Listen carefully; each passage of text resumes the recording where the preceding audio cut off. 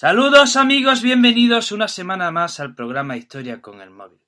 Mi nombre es Juan Jesús Pleguezolo y cada semana les presento y les explico un capítulo de la historia.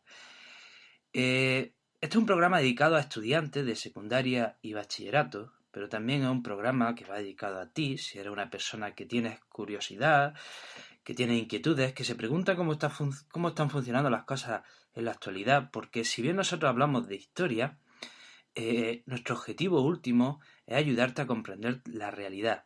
También, oye, ¿por qué no pa- hacerte pasar un buen rato, hacerte pasar un rato agradable? Hay gente que ama saber, hay gente que ama la cultura, hay gente que ama comprender las cosas y en estos 15-20 minutos que vienen a continuación te aseguro que te vamos a ayudar a entender muchísimas cosas de la historia, de la sociedad y muchas cosas que están saliendo en las noticias. Probablemente este sea el único programa que va enfocado a estudiantes de secundaria y bachillerato.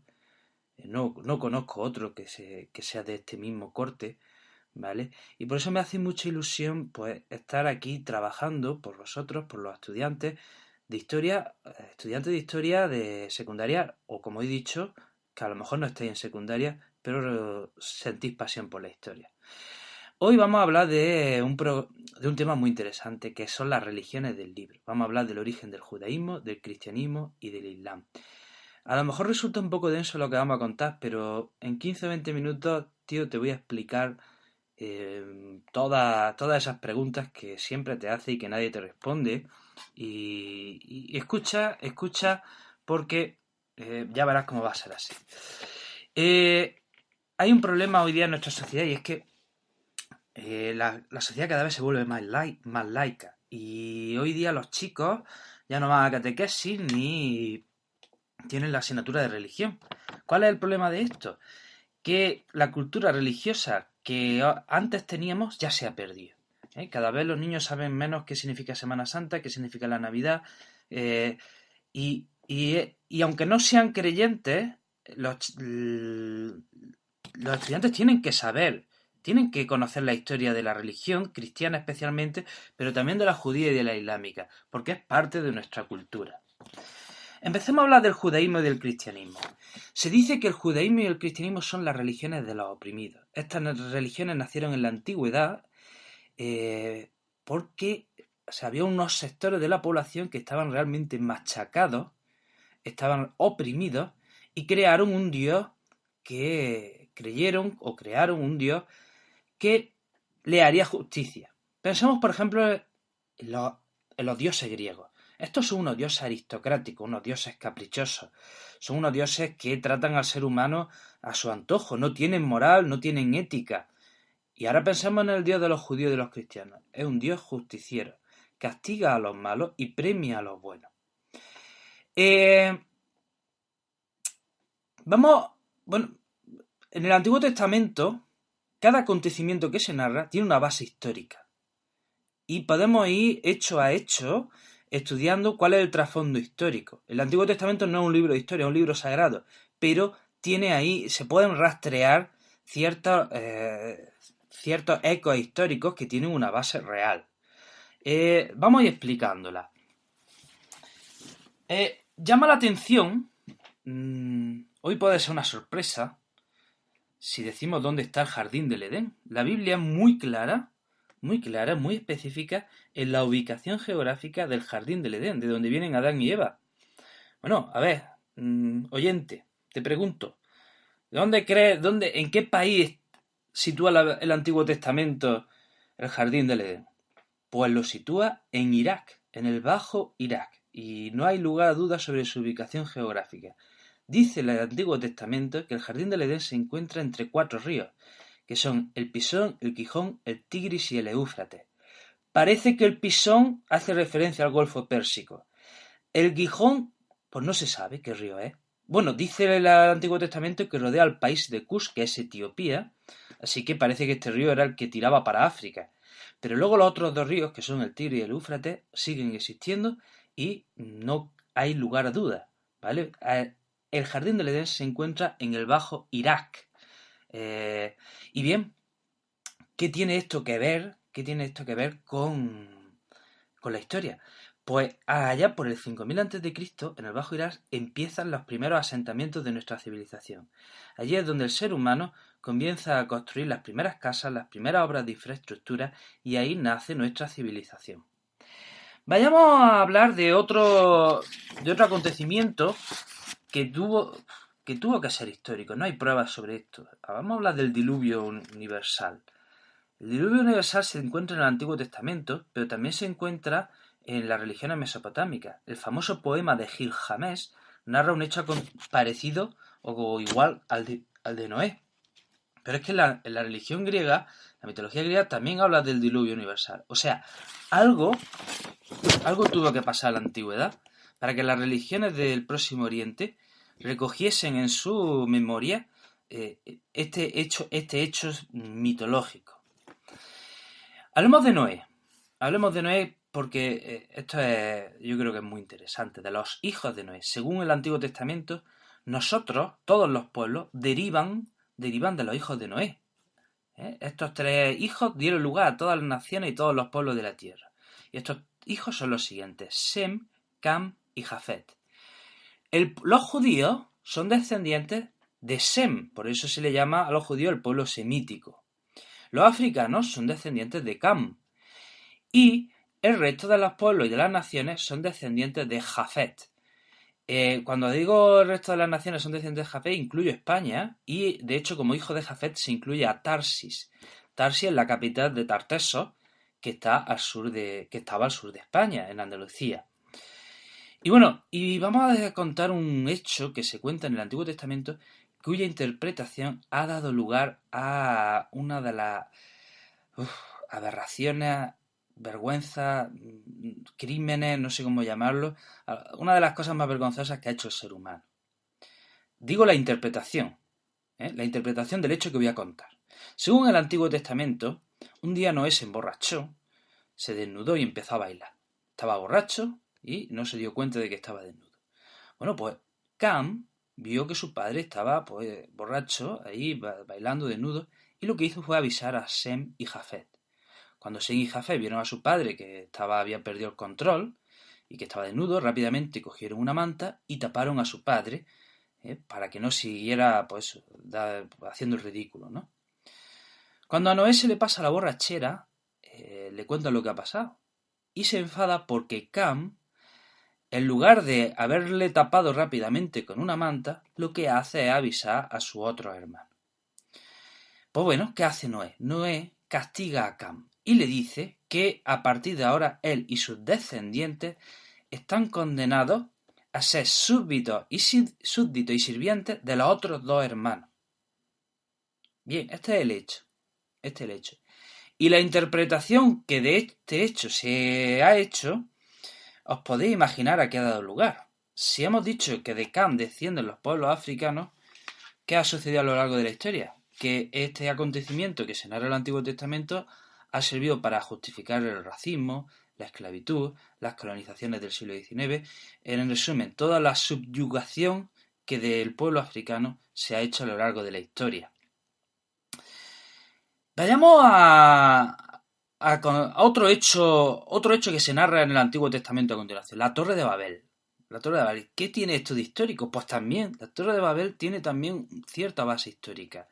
Se cuenta que la Torre de Babel es una torre que quisieron hacer los descendientes de Noé, los descendientes de Sem, Cam y Jafet quisieron construir una torre que llegase hasta el cielo.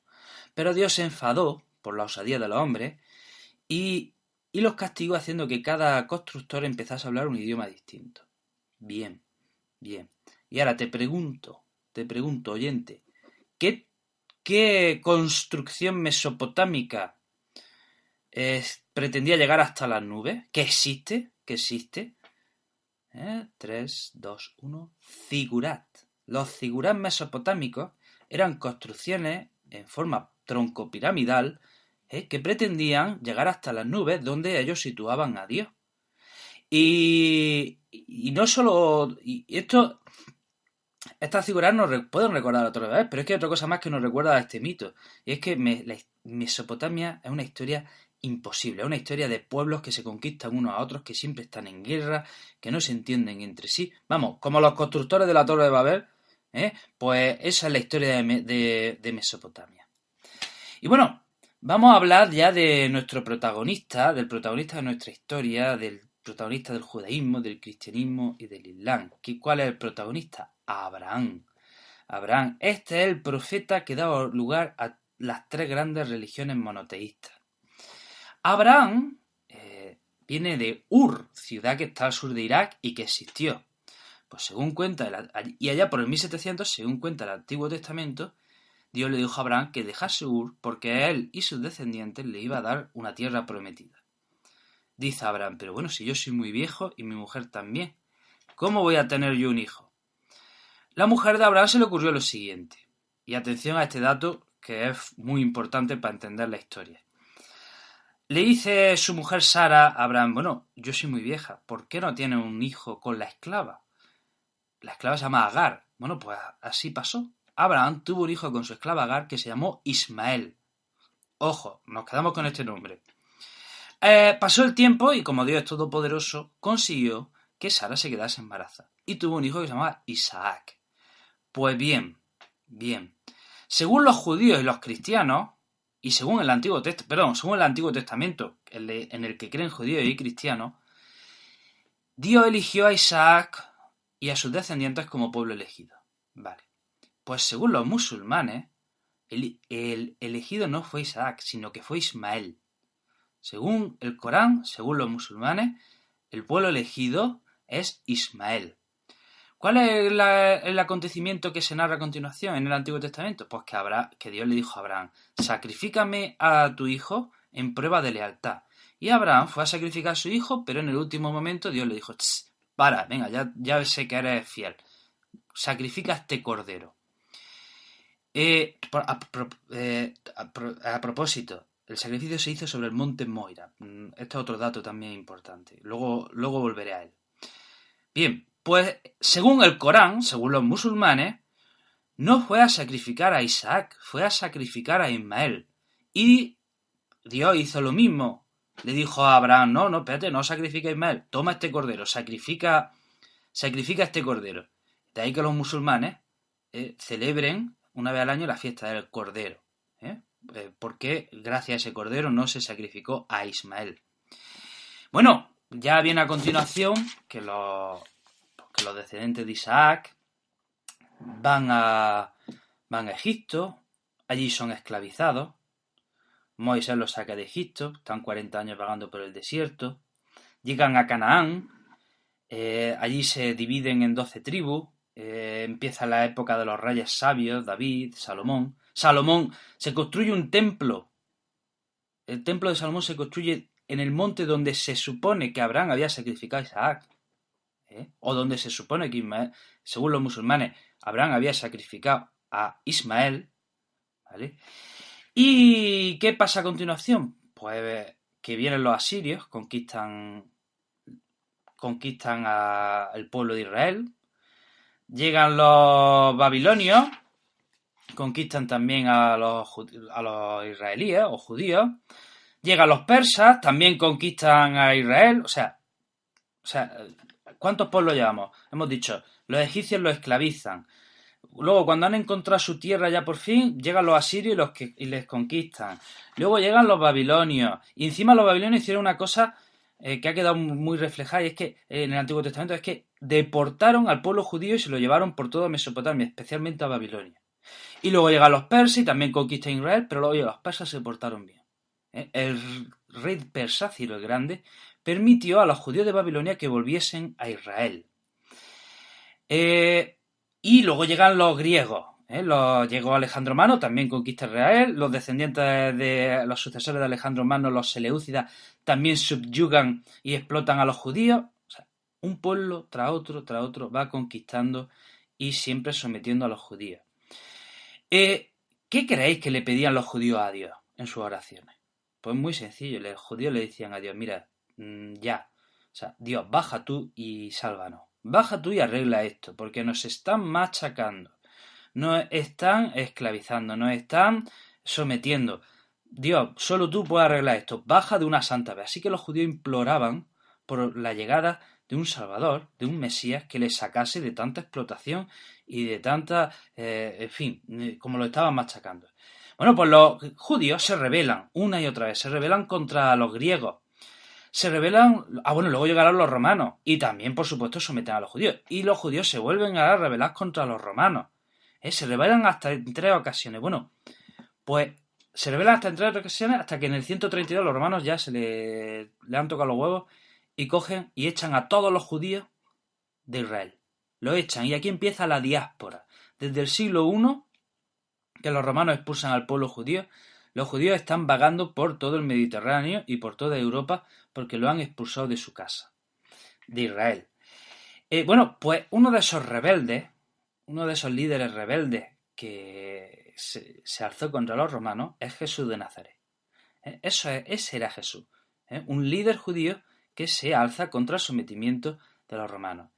¿Qué sucede? Que cuando muere Jesús, una parte de los seguidores de Jesús decide que el mensaje de Jesús se debe de quedar entre ellos, y formar una secta dentro del judaísmo. Pero hay otra parte de los seguidores de Jesús que dicen que el mensaje de Jesús debe abrirse a todos los pueblos, debe llevarse fuera, debe abrirse a todas las naciones.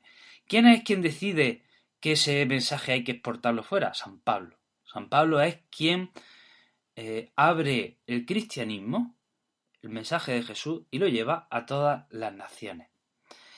En el Imperio Romano el cristianismo fue adoptado por los esclavos, por los pobres, por las mujeres. Repito, ¿por qué? Pues porque el mensaje de Jesús era un mensaje de salvación, era un mensaje que les decía a los más jodidos, les decía, oye, tranquilo, si estás jodido, Dios te va, tarde o temprano Dios te va a recompensar.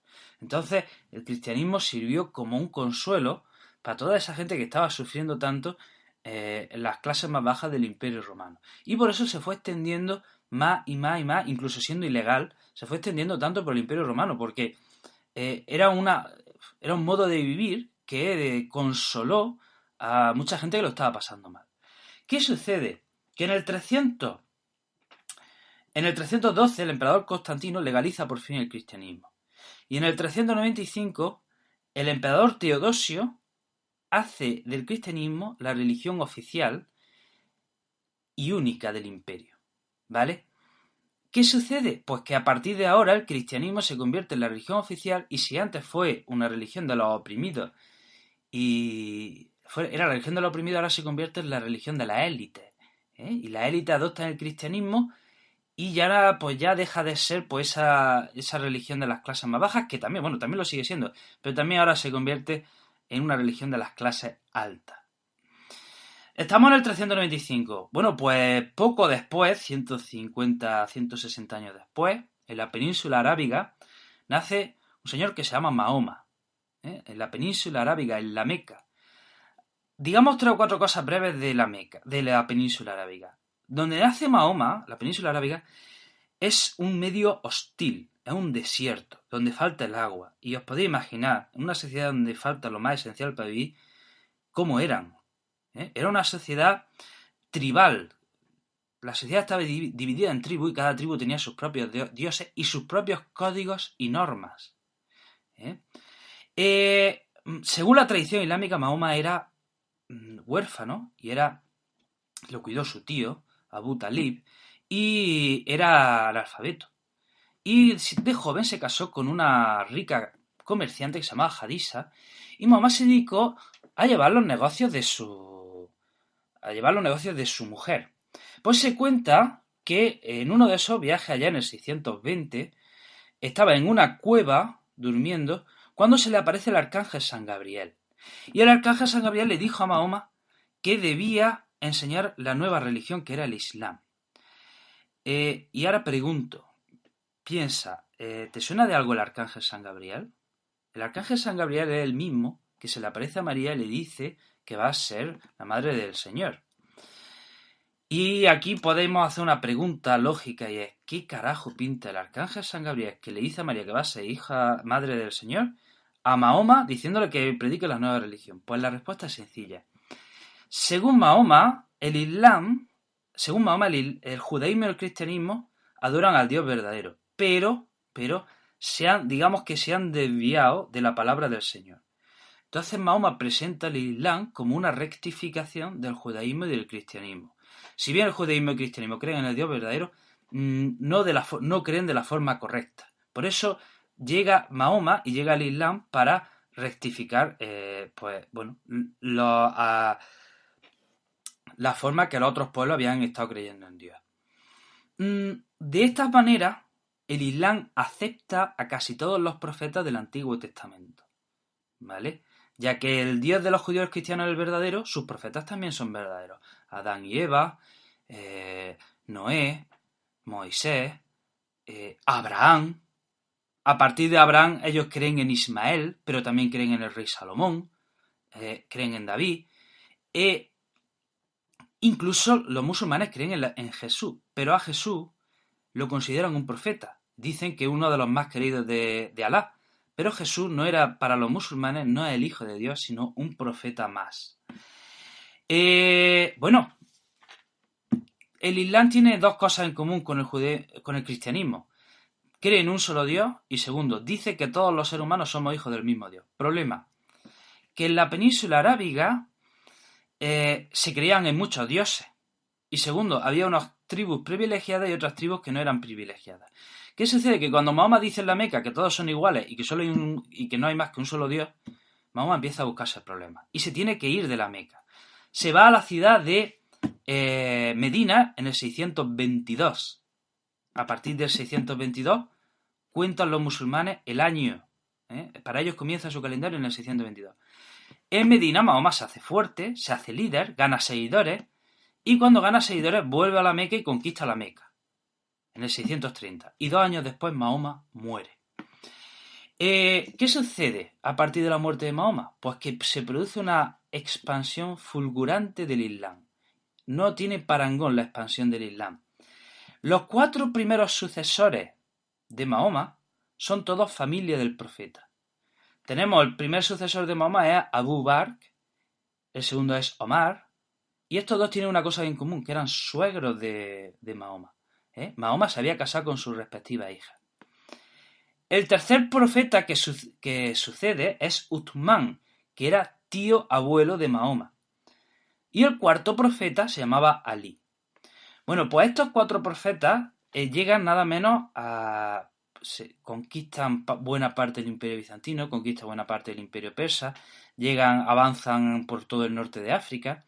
Y atención, ¿qué sucede cuando el segundo profeta, Omar, llega a Israel y se encuentra en Jerusalén, se encuentra con el templo de Salomón? Pues llega a la conclusión de que si esa era la tierra de los antiguos profetas, eso debía ser también tierra santa. Y declara Israel y declara Jerusalén tierra santa del Islam. Y cuando ve el templo de Salomón dice, ostras, aquí es donde Abraham fue a sacrificar a, según ellos, Ismael. Pero es que además, en ese templo de Salomón, atención, esto es importante para entender la historia, sobre ese se cuenta la tradición que una noche en que Mahoma estaba durmiendo, su alma se separó de su cuerpo y viajó hasta Jerusalén y desde el templo de Salomón el alma de Mahoma ascendió al cielo. Ahí lo lleva, ¿vale? Esa es la historia de la tradición islámica. Pues entonces cuando el califa Omar llega al templo de Salomón y ve que es el templo desde donde se supone que Mahoma había ascendido al cielo en una noche, decide construir sobre el templo de Salomón una mezquita que le llaman la mezquita de la cúpula de la roca, que es para los musulmanes es tierra santa, es sagrado.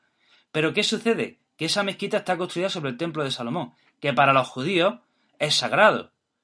Por lo tanto, ahí están los judíos y los musulmanes disputándose ese lugar.